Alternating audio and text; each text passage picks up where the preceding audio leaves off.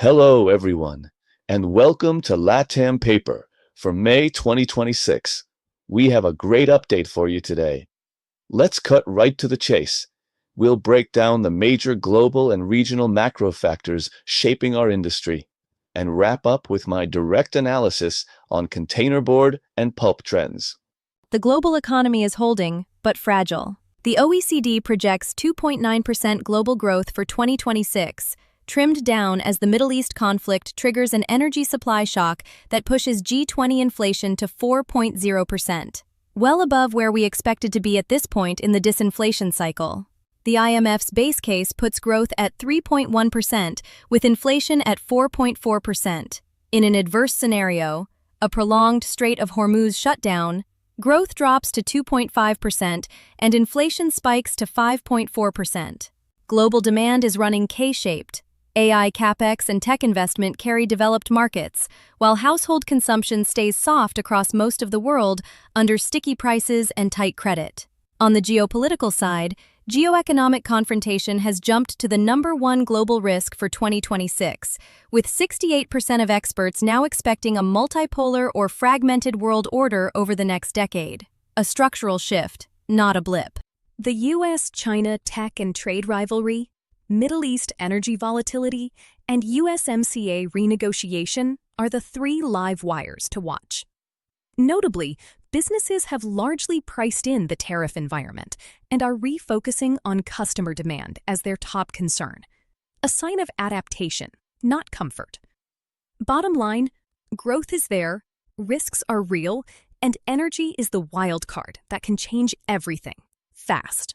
Latin America enters 2026 with GDP growth projected at 2.1%, below 2025's 2.4%, with private consumption as the main driver, but investment staying subdued amid tight financing conditions and persistent uncertainty. Household spending is cautious across Brazil, Mexico, and Colombia.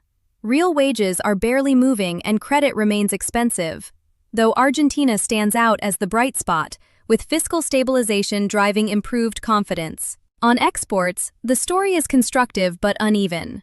Agri-food is the engine, with Brazilian protein redirecting volumes to Asia at pace, while Mexican fruits and vegetables, avocados, berries, tomatoes, maintain dominant U.S. fresh produce market share despite USMCA noise. Metal and food commodity terms of trade remain supportive, particularly for Brazil, Chile, and Peru, while pulp and paper benefit from rising corrugated demand tied to agribusiness export momentum. Net read: exporters with diversified hard currency buyers, particularly in protein, fresh produce, flours, and pulp, are well positioned.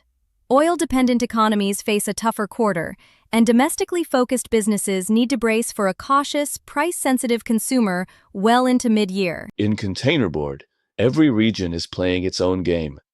In Central and South America, prices have jumped significantly, averaging around $70 per ton. Mexico, on the other hand, has only seen about $30 per ton. No surprise there, Mexico always moves in lockstep with whatever happens in the US. Europe, which was a key supplier in Q1, has been noticeably quieter since last month. They're looking at strong demand keeping them busy through July production, and maybe August.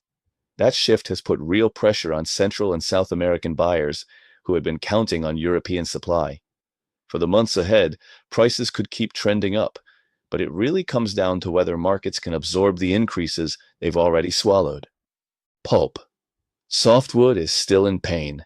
Chinese producers keep pumping out cheap domestic BSKP as pine chips get more available, and around 40% of global softwood capacity is currently losing money.